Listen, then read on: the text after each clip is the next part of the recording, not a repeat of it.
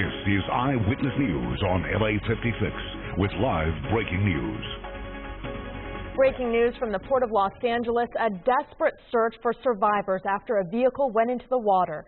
I'm Rudy Shabazi in for Colleen Sullivan. I'm David Ona. This is Eyewitness News on LA56. Let's get straight to Bill Thomas. He's live over Harbor UCLA Medical Center in Torrance, where at least one of the rescued has been taken. Bill, this was a dramatic and tragic scene to watch. Yeah, absolutely. 4 patients in total. We saw the 4th patient, which appeared to be a young girl, transported here to the medical center. Her condition has not been confirmed by firefighters. Let's give you the backstory and show you some video we shot from Air 7 HD. This all happened at Berth 73, the Port of Los Angeles, which is right by the Ports of Call Village, a popular shopping and dining area in the South Bay. We had several rescues happen here. LA City firefighters tell us someone took their car accidentally over the side, over the berth, into the water. A man and a woman. We saw them rescued. They were alert and conscious, treated by firefighters. They've been transported to a hospital. They were grieving, as you can well imagine, as they watch firefighters go into the water and recover a 3rd patient, who appeared to be a young boy. And as you see this 3rd person, you'll see the face is blurred. We've done that intentionally to protect the identity of the 2 people. The last 2 rescues, we believe them to be youth under 18. So here's that 3rd person treated by firefighters, by divers. They pulled them out of the water. Didn't appear to be alert or conscious, but they were providing CPR. You can see the parents here. They've been transported to a hospital. And once again, if you didn't see it on the video, they appeared to be very, very upset, as you can imagine. The 4th patient also rescued by divers out of the water, brought topside. They provided CPR for what appeared to be a young girl, and her face is blurred in the video as well, so to protect her identity. And at least one of those 4 patients transported here back to our live shot, Harbor UCLA Medical Center. We can confirm the adult male and the adult female. They appear to be alert, conscious, and in reasonable condition, but hospitalized tonight, this afternoon. The 2 young people pulled from the car. Neither of them appeared to be alert or conscious, both hospitalized, and we're waiting to find out more about their condition. Reporting live from Air 7 HD now over Torrance, I'm Bill Thomas, ABC7 Eyewitness News. Okay, Bill, thank you. Now to other news. Audio from a dramatic 911 call by actress Sandra Bullock was played in court today during the preliminary hearing for Joshua James Corbett. He's the man accused of stalking the actress and breaking into her West LA home last year. Eyewitness News reporter Melissa McBride has more on what happened today. Joshua Corbett only wanted to give Sandra Bullock a love letter, according to his attorneys. But prosecutors say he'd been stalking her and frightened the actress on the morning of June 8th. She called 911 to report an intruder. I just saw them walk up to the attic. I have a man or woman. It was a man. Bullock's 911 call was played in court as evidence. For nearly 16 minutes, she's on the phone with the dispatcher, hiding in a closet. Tell us what the person was wearing, what color. I always saw with a dark sweatshirt and dark pants. I'm going up the stairs to my attic and have a door to my bedroom with a safe door, and I just hit the button and I'm hiding in the closet right now. Officers arrived on scene and arrested Corbett, who was still inside Bullock's house. He yelled out numerous times, Sandy, Sandy, Sandy, please don't press charges. He said, I'm sorry. I love you, Sandy. Police say Corbett had magazine photos of Bullock in his wallet, a notebook, and a letter. A detective read that letter out loud in court. I will forever be taking of you and Louis, my son, as you are my wife by law, the law of God, and you belong to me and to me to you. Bullock had 8 security cameras on her property. Some showed Corbett outside her house for up to 12 hours on the 3 days prior to jumping the fence and getting in through an unlocked door. Corbett's attorneys say he went to the star's home because he thought Bullock was his wife.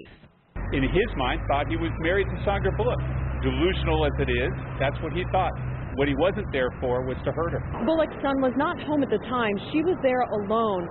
A judge has decided there is enough evidence for Corbett to stand trial. He was unarmed when he went to Bullock's house, but a search of his home turned up illegal machine guns and illegal assault rifles. Reporting in downtown LA, I'm Melissa McBride, ABC7 Eyewitness News. A vigil this evening in memory of the teenager who died after jumping into a pond at Hermit Falls in the San Gabriel Mountains. Mourners gathered at the Long Beach Army Recruiting Center to remember 18-year-old Jesse Youth. The Signal Hill teen had plans to join the Army. He was at the falls with friends yesterday when he jumped 50 feet. When he surfaced, he was bleeding from the nose. 2 friends jumped in to get him, but he was not breathing and could not be resuscitated. 2 years ago, another teenager died after making a similar jump at the same spot. Tonight, we're getting a look at newly released dash cam video out of South Carolina. It does not capture the shooting of Walter Scott, but it does show him attempting to run away from the officer.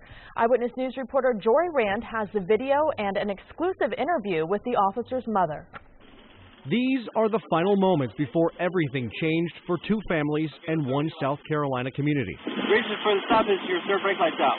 Newly released dashcam video today showing the events that led up to the fatal shooting of Walter Scott by then officer Michael Slager. Do you have insurance on the car? No, I don't have insurance. During the traffic stop, the 2 talked for a little over a minute before Slager returns to his cruiser. At one point, Walter Scott is seen getting out of his car.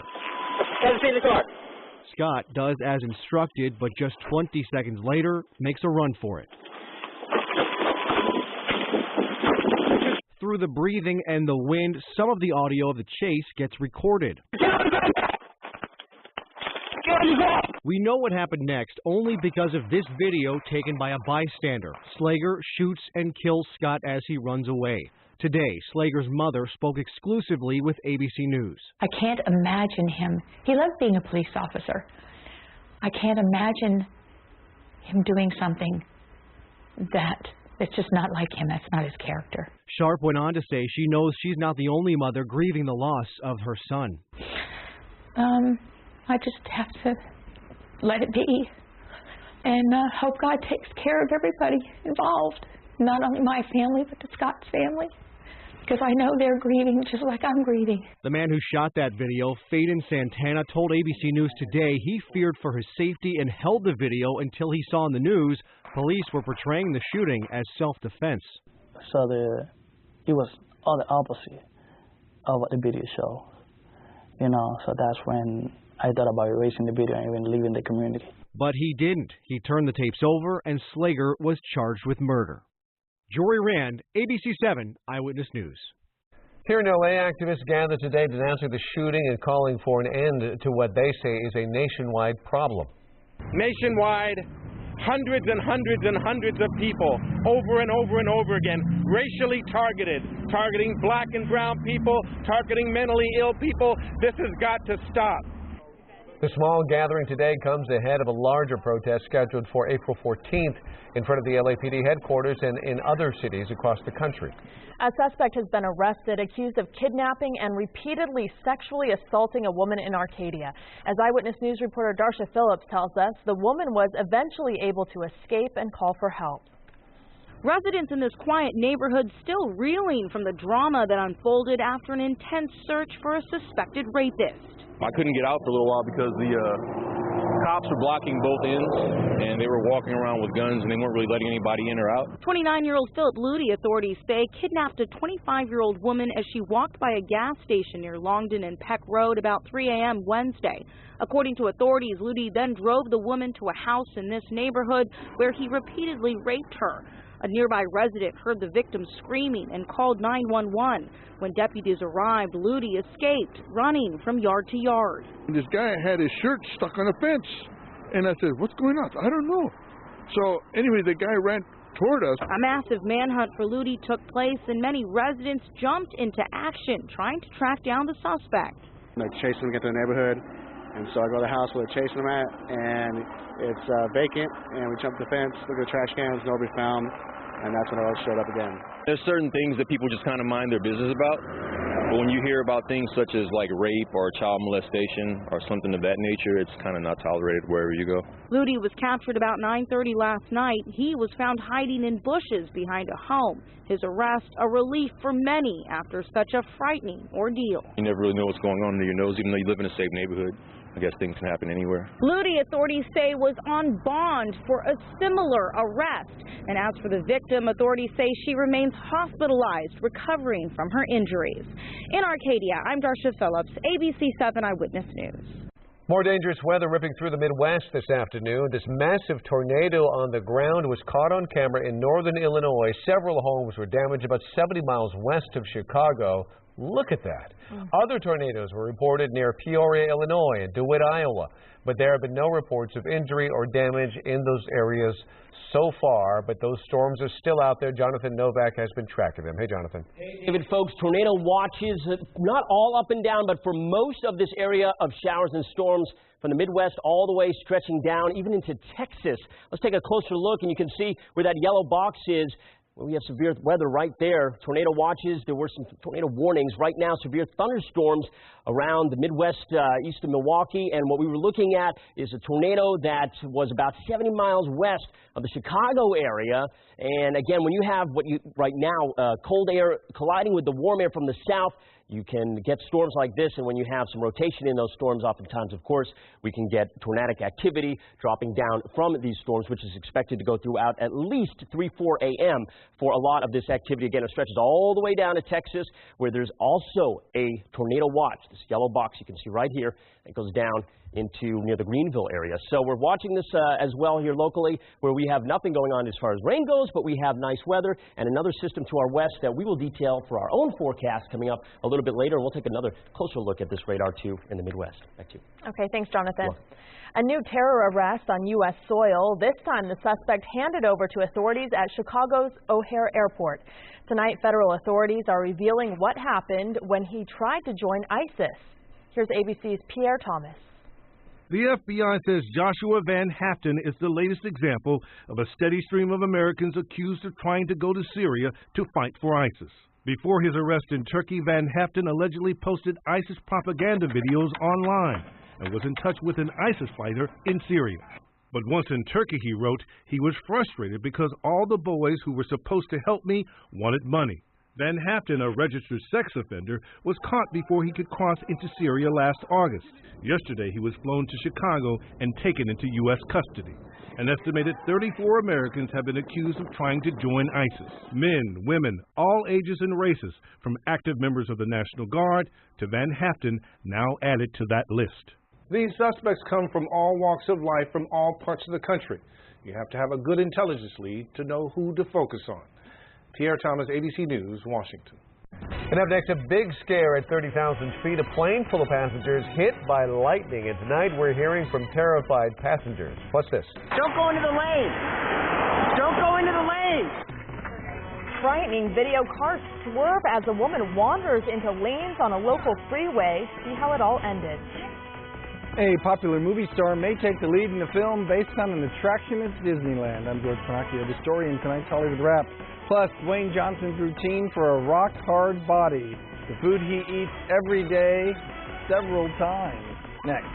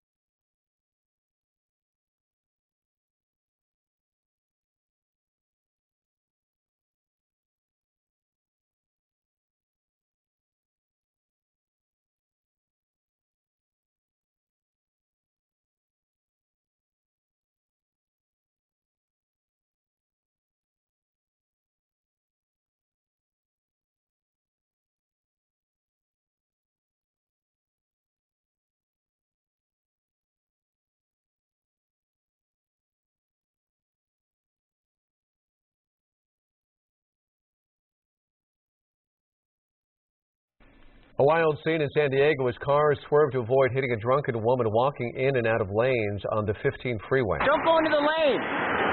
Don't go into the lane. It all started around 1:45 this morning when a woman's car stalled in the middle lanes. The woman trotted across the freeway looking for jumper cables as cars sped by. A taxi driver and motorcyclist pulled over to help, but the woman continued to make her way across the freeway. CHP officers eventually arrived. They arrested the woman on drunken driving charges.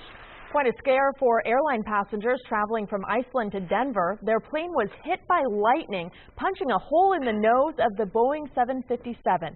Tonight, those passengers are speaking out about what they saw and what they heard. Here's ABC's David Curley. This is the nose cone of that 757 blasted open by a bolt of lightning yesterday. Passengers felt it. Shook violently just for half a second. The Icelandair jet struck as it took off from Reykjavik. The pilots may not have realized how big the hit was. They continued on the 3,600-mile trip all the way to Denver. That's a fairly sizable hole there. That's just a big bolt of electricity punching a hole in a fiberglass radome that's in the nose of the airplane. That nose cone is the softest part of the jetliner. Every jet flying American skies is hit at least once a year on average. Look at this. Within moments, 2 landing jetliners hit by lightning over Seattle recently. Plane makers test to make sure that lightning never enters the cabin. It flows over the surface of the aircraft back to ground. A small hole or a scorch mark is usually the most significant damage, and no modern-day jetliner has ever been brought down by lightning. David Curley, ABC News, Reagan Washington Airport. One of many problems that are going on across the country when it comes to the weather, although here it's so mellow. Beautiful. It's just amazing. And temperatures around 76 today. That was a high downtown. I want to talk about, we're going to show the radar again, what's going on in the Midwest, and it stretches all the way down into Texas. When you have rotation in a storm, this is what happens. You basically have what's called wind shear. If you guys, I'm sorry I didn't tell you guys this in the booth, but I want to take the desk back here real quick. I want to show you that in the lower levels, you'll have wind shear, which is basically wind directions coming in from the south or the southeast, which is also where you get a lot of that moisture and the energy for a storm, right? Then as you go higher in the atmosphere, the wind direction changes, and you'll get more of a west wind or a northwest wind. That's that cold front that we see colliding with the warm air, and then you might even get more of a rotation a little bit more the higher up you go. And that's when you get the rotation in a storm. And on top of that, normally you have the rain fall down and rain out a storm, but when they're that strong, the storm tilts and the rain falls away from where the updraft is, and they last a lot longer. And that's what's going on here in the Midwest. Let's check it out here. That live Megadopolis 7000 HD. Normally my experiments don't go that well. That was not bad. Okay.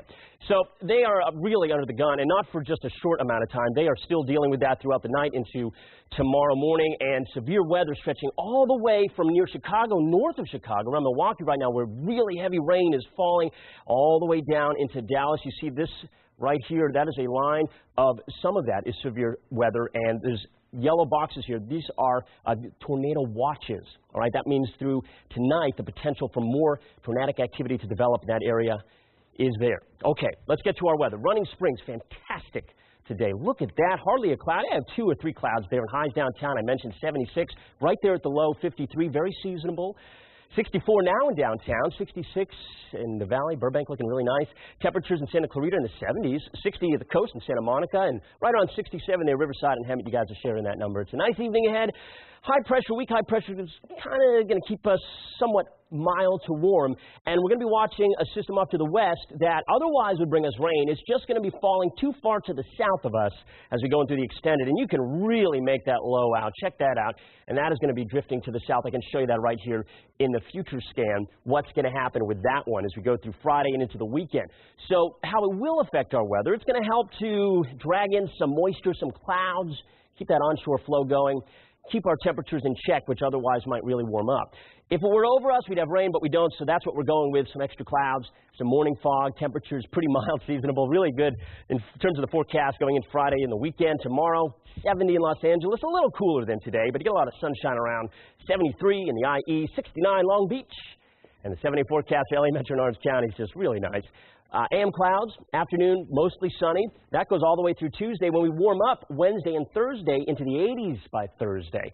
So about 5 days here of very steady as she goes type of weather. Valley's IE, AM clouds, afternoon sun, temperatures in the mid to upper 70s. And then the beach, nice for you, mid-60s for most of the forecast. You're into the 70s by next Wednesday. Watch out for some of that morning fog for you, too. Mountains, mostly sunny throughout. Temperatures in the 50s for 2 days. We'll get you into the 60s by Sunday. The high desert's really nice. We'll get you into the 80s by Sunday, but a nice weekend for everybody. More weather coming up in a few minutes. Back to you guys. All right, Jonathan, thank you. In tonight's Hollywood Wrap, an Oscar winner looks to real life for her next role. And speaking of Oscar, they've set a date. And here's George Pinocchio with all the details. Already? Way ahead of schedule. You'll see. The folks at the Oscars are planning ahead. They've announced the Oscar dates for the next 3 years. The 88th Oscars will take place on Sunday, February 28th, 2016. The next year, they'll be held on Sunday, February 26th. And in 2018, we'll see all the Oscar fun on Sunday, March 4th. Julianne Moore, who just won the Best Actress Oscar in February, is in negotiations for a new movie. Variety says she's in talks to star in Can You Ever Forgive Me, which is based on a memoir by Lee Israel. She was a respected biographer who fell on hard times and turned to counterfeiting the letters of deceased writers and celebrities in order to pay her rent. Ryan Gosling may be moving into Disney's Haunted Mansion. Variety says Gosling is in talks to star in the supernatural family movie, which is based on the Disneyland attraction, with Guillermo del Toro directing and producing. This weekend at the movies, Furious 7 is revving up for another big haul at the box office. Movie site Fandango reports the franchise sequel is racing to a record-setting second weekend. Analysts estimate it will add another $60 million to its total, which is already past the $500 million mark internationally. A Fandango survey found 86% of moviegoers say they plan to see the film more than once. If you want to try to look like Furious co-star Dwayne "The Rock" Johnson, listen up. You better like cod. Johnson broke down his eating habits for Muscle and Fitness magazine, and to get the star's rock-solid body, you need to consume more than 4,000 calories a day. And he has cod for half of his daily 7 meals, and yes, that includes breakfast. Of course, you also have to add plenty of cardio and weightlifting to your schedule, which doesn't sound too fun to me. That's a lot of cod. How long do you think he's been doing that? I think he did it to prepare for some of his roles to get that big, and then he goes back into a different routine. Cod breakfast. Might get a little tiring after a while. Right, but look at him. It's worth it, some people would say. Up next, a health heads up for hummus lovers.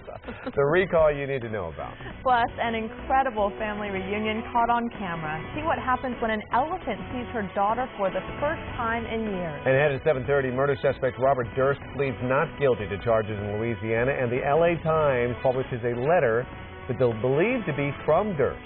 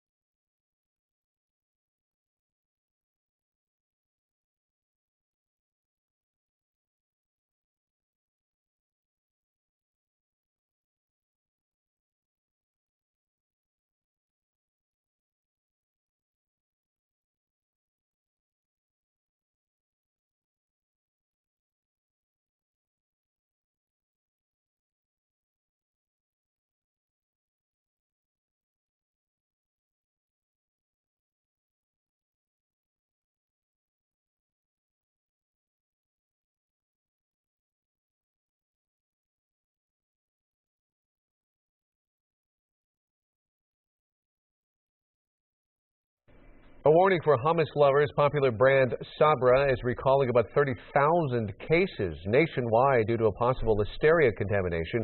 Listeria can cause serious, sometimes fatal infections in children and elderly people. It can also cause miscarriage and stillbirth for pregnant women. Others may suffer from nausea, high fever, severe headaches. So far, there have not been any reports of illnesses related to the recall. The Food and Drug Administration is urging anyone with the hummus to throw it out or return it for a full refund. They say elephants never forget. A reunion between an elephant mother and her daughter posted online appears to prove just that and is moving people to tears.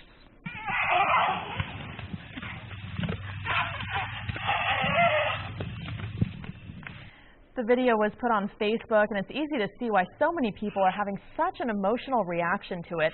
According to online reports, the baby elephant was separated from her mother when she was 3 years old, sold into Thailand's elephant tourism industry, and used to give tourists rides. When she became too weak for the work, she was released into an elephant nature park. Caretakers there set out to find Mom, and within a matter of weeks they did. After more than 3 years apart, the two were reunited, proof that elephants really don't ever forget. The next step is to return the pair to the wild. Oh, just a tragic but heartwarming story. We need to get them back in the wild. Yeah. They can be happy together. We're updating the evening's top stories next at 7:30, including more on tonight's dramatic search for survivors after a vehicle plunged into the water at the Port of Los Angeles. Also ahead, why the owner of a massive hilltop mansion in Bel Air is being ordered to tear it down. Plus this. I can hear something, but I don't know what the something is. A woman is trapped in her home watching on surveillance cameras as a burglar searched every room in the house, and we'll show you what happened next.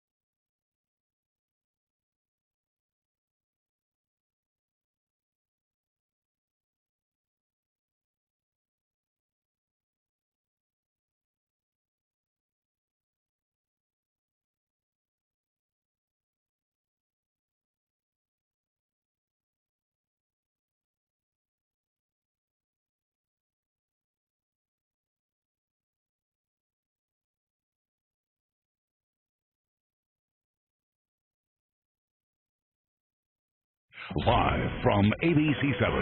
This is Eyewitness News at 7:30 p.m. on LA56.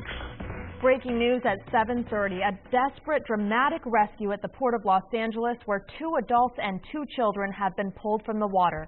I'm Rutabaga Shabazi in for Colleen Sullivan. And I'm David Ono. Watch this video. It is dramatic. It is disturbing. 2 adults were taken out of the water first. They are said to be okay and in stable condition. There you see the man sitting there. He is distraught. 2 kids were left in the car. This is one of them. We blurred them out out of respect for the victims.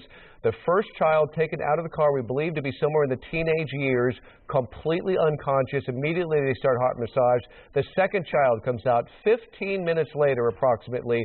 That child seems to be younger, also unconscious, immediately thrown into the ambulance while CPR is being performed. The 2 adults then are rolled into another ambulance. They clearly are distraught. They have no idea how to handle the situation. We don't know if these are folks, they are family, or if they are related. We make that assumption seeing the reaction. Then the ambulance pulls into Harbor UCLA Medical Center with one of the children, and you'll see as they pull the child out, they roll the gurney out of the ambulance after about a 10-minute ride and still doing the heart massage and CPR on the child. Clearly, these are desperate times.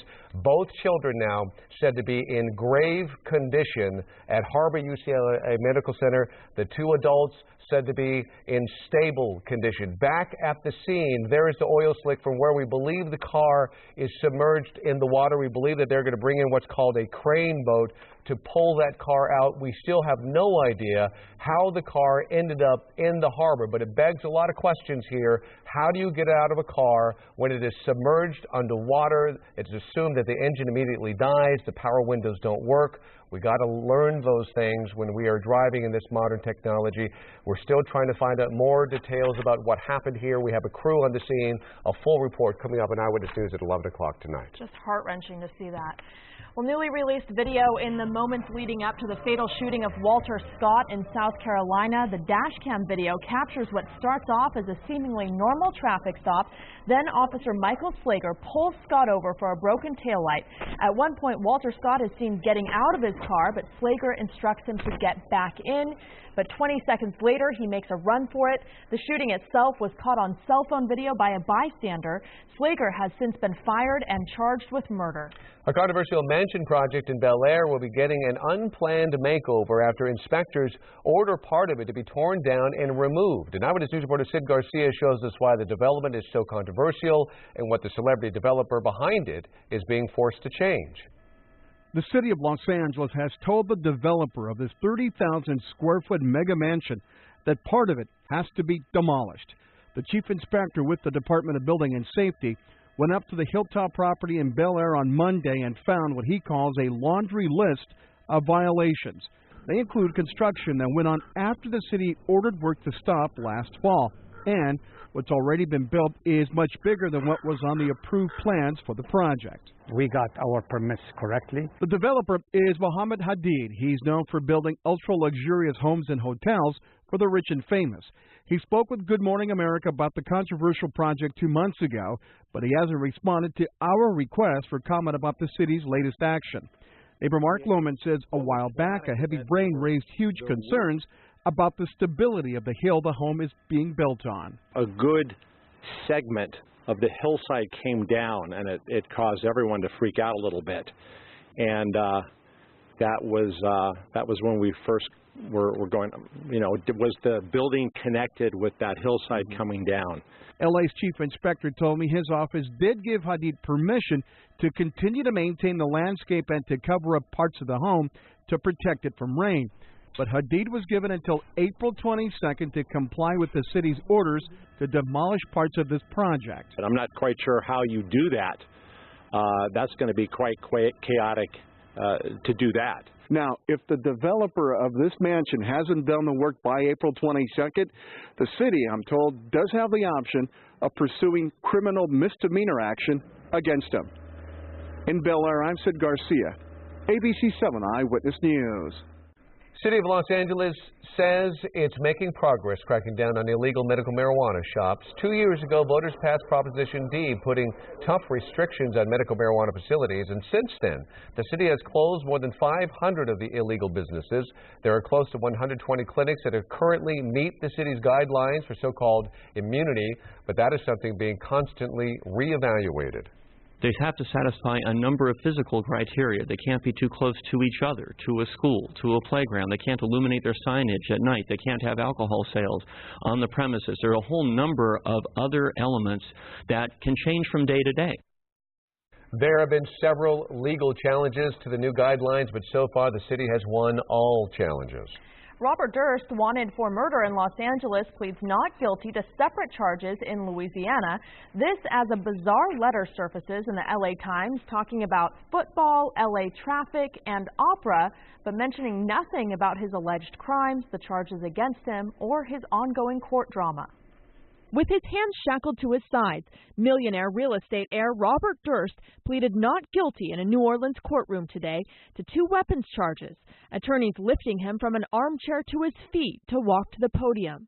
Durst was arrested last month at a Louisiana hotel for possessing a firearm after a felony conviction and possessing both a firearm and an illegal drug after an FBI agent recognized him. This as the LA Times publishes a new letter purportedly sent by Durst talking about his real estate broker, the opera, and where he used to eat breakfast, but mentioning nothing about murder. I loved watching the traffic come up La Cienega and mush into Santa Monica. Hated LA traffic, the letter says. My interests are opera and football, he writes. Your politicos and business leaders have chosen to fight rather than agree to disagree, and there was no football. He also talks a bit about his health, writing, I knew that if I was going to let some guy drill into my head, there was no place I would be willing to go ahead other than the Houston Medical Center, and I left L.A. He asked the reporter to please send him a copy if the paper publishes his letter. The weapons charge has kept Durst in New Orleans, even though he's waived extradition to California, where he's charged with the 2000 death of a longtime friend, Susan Berman. His attorney has repeatedly said he just wants to get back to L.A. to deal with the murder charge. I feel like we're being tag teamed, and I feel like we need to be in California, where the main case is, so we can try the case. Robert Durst is being held without bail in a mental ward of the prison. A San Jose woman is sharing her scary encounter after a brazen burglar broke into her home this week. She had 16 surveillance cameras that followed the man as he broke into her house while she was home alone. I turn on the app on my phone, which takes about a second, and I can pull up my cameras, and I see outside my bedroom window that camera that there's a man standing outside my bedroom window. Heidi Quezada woke up when she heard a noise Tuesday, and that's when she saw the man circling her house, casing it. She dialed 911, but had to wait 13 minutes for police to arrive. In the meantime, the suspect made his way into her house, and when he got to her locked door, she screamed that police were on the way, and the man rushed out. Heidi says she's now installed extra locks and even bought a gun. I'll never be sitting in my closet hoping somebody doesn't come in my room. That's a scary feeling. And had I had a gun, I would have shot through the door. The suspect ran down the hall and out the door. A neighbor's camera caught him running down the street to another yard to retrieve his skateboard and escaping on it. Heidi says all the technology she had installed gave her a false sense of security that's gone now. The California Public Utilities Commission has voted to fine Pacific Gas and Electric $1.6 billion in connection to the San Bruno fire in 2010. It's the biggest fine ever for a utilities company. The 4-0 vote happened less than an hour ago. Nearly 5 years ago, PG&E gas line blew in the San Francisco suburb of San Bruno, killing 8 people. 58 others were injured and nearly 40 homes were destroyed. PG&E says it's made numerous safety and training improvements and changed executives since the explosion. Up next, Taylor Swift's shocking announcement about her mom. What the singer asked her to do as a gift that may have saved her life. The Kardashians take a family vacation to learn about their history. Beautiful day today, temperatures above average. More spring-like weather in the forecast, but even warmer weather ahead. Details in News 7 next. Stick around.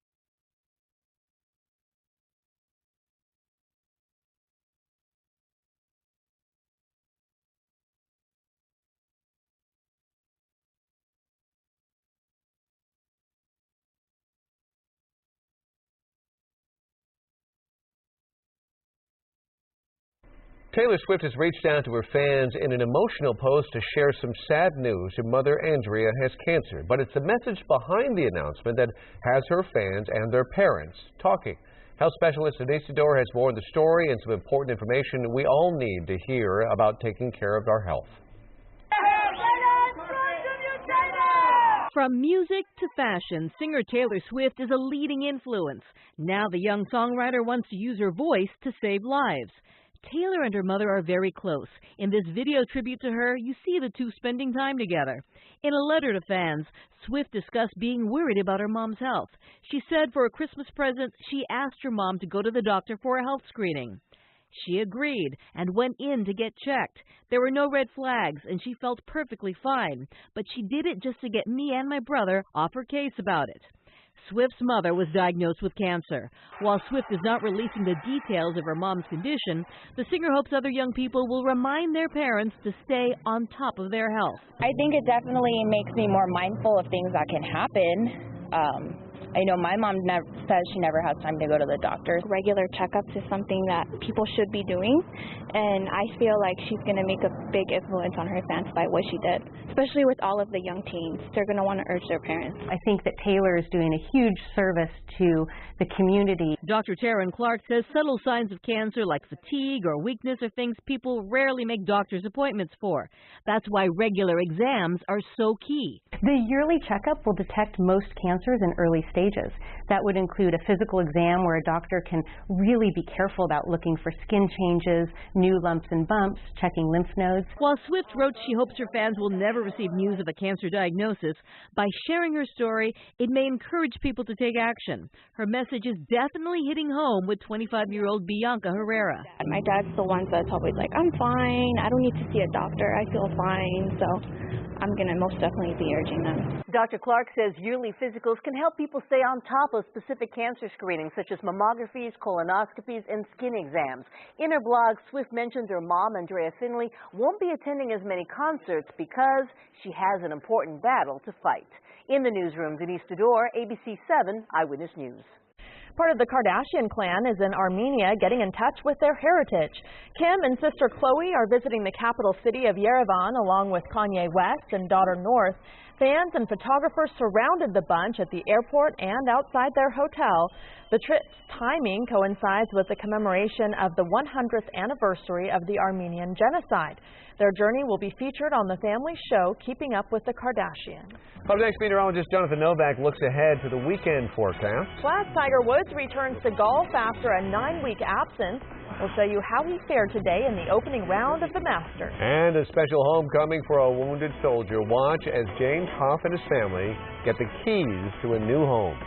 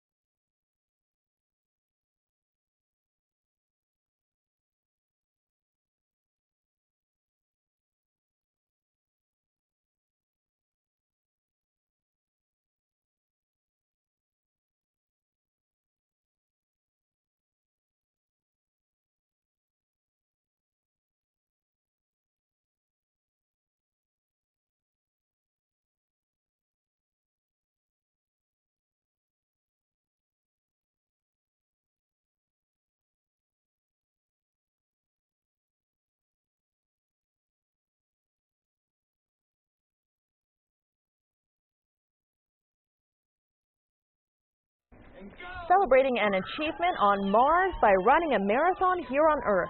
Today, members of the Jet Propulsion Laboratory's Mars Exploration Rover Project team set out on a marathon-length relay. The run around the JPL campus is celebrating the distance the rover Opportunity has now traveled on Mars. Last month, the rover became the first human-run enterprise ever to travel the distance of a marathon race on the surface of another planet. Well, Jonathan Novak joins us to talk about our planet. There are definitely issues going on across the country right now, but here it is wonderful. Oh, it's fantastic. And we're in this sort of somewhat benign weather pattern where temperatures are going to stay steady. We have a warm-up, though, later on. No real rain to talk about, but we're going to talk about this warm-up we have later in the forecast. And we're going to look at what David was talking about, what's happening in the Midwest. Man, it is a mess, unfortunately, tonight. Let's start off with our live HD camera at the airport. The sun is setting. Hey, you guys you see a cloud there? I saw how many clouds did you guys see today? Were you counting them? That's pretty perfect. That's what today. I do. 6. You do count. I thought I was the only one. I sit outside and I just count. I count clouds. Sadly, that's true. All right, temperatures at the airport 60 right now. It's a coolish night ahead, a light breeze there at LAX10. Downtown, we were at 76 this afternoon, a little warmer than yesterday. Some spots 4 or 5 degree increase in the high temperatures today from yesterday. Overall, though, pretty seasonable, and tomorrow will be a little cooler, but about the same. 64 in Palm. It's going to be a great night. Palmdale, Long Beach, 66. Light breeze there as well at the coast out of the west, 9-10 miles an hour. Just fantastic stuff all the way around. 64. Again, Palmdale and Victorville, 79 still in Palm Springs. Nice there, and a beautiful evening in Santa Ana is 63. Kind of a jacket night, though, maybe as you head into the 50s overnight into the late hours. All right, satellite and radar picture. We were talking about the severe weather that's going on all the way from the Midwest, stretching down into Texas. Tornado watches for most of this area of rainfall, and we've seen tornadic activity on top of that, flooding, large hail, and this is going to be going throughout the evening as this storm system continues on, barreling through the eastern portion of the country. For us, well, weak high pressure and low pressure off to the west, but weak high pressure keeping us mostly clear, nice and mild. You look off to the west, and there's that area of low pressure right here, and this has been developing and will continue to develop and move to the south of us, it appears right now.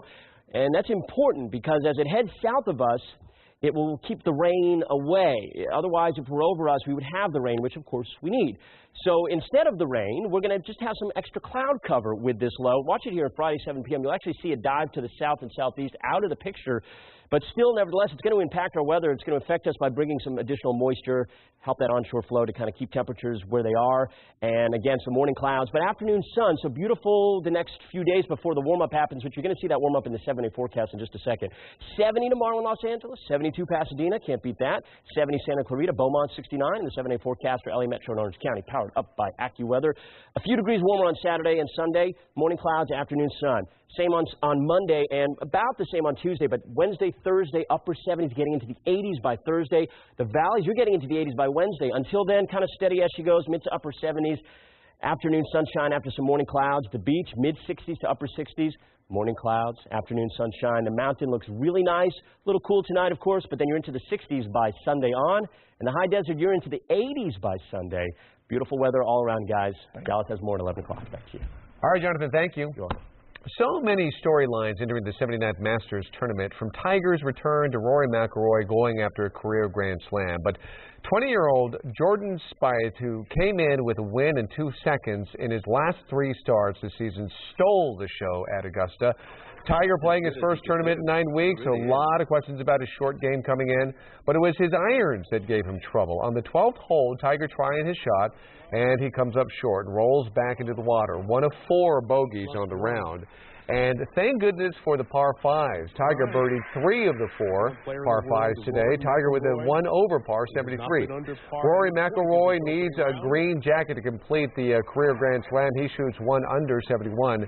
And 45-year-old Ernie Els looking for his first Masters championship. The eagle on 15 gives him the lead at 6 under.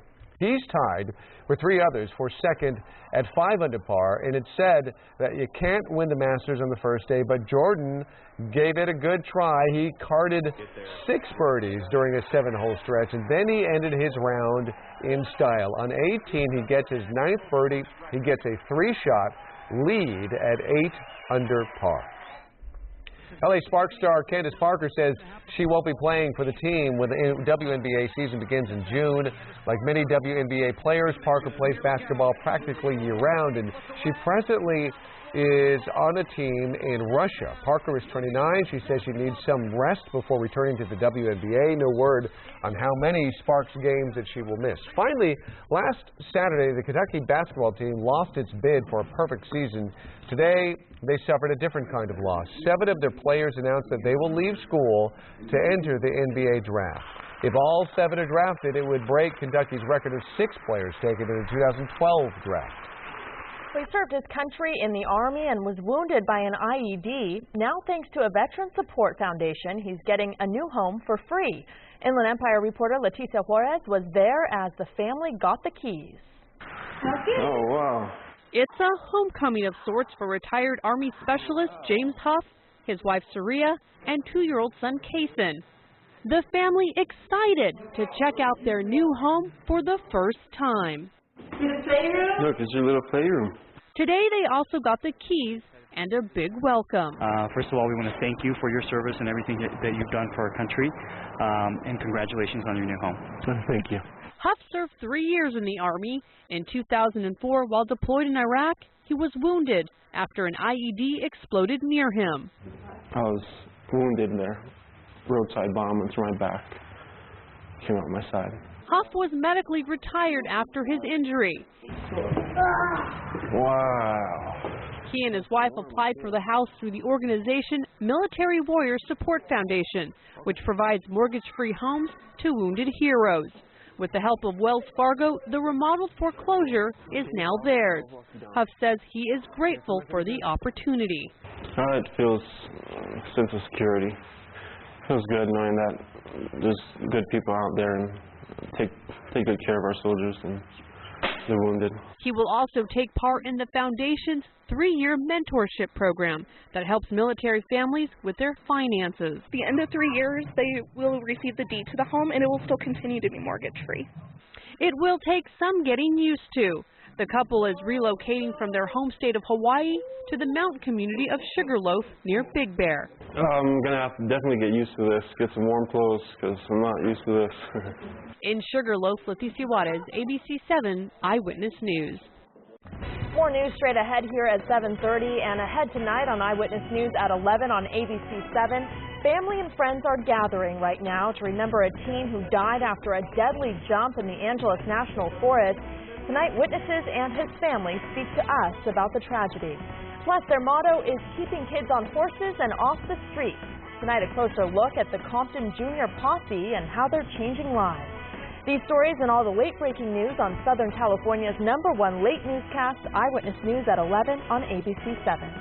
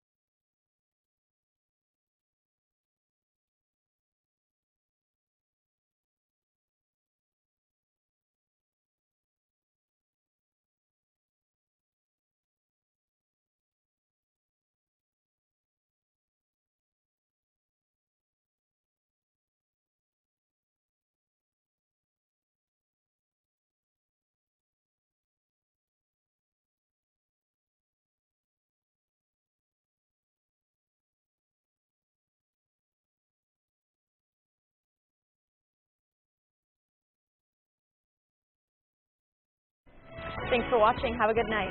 Good night.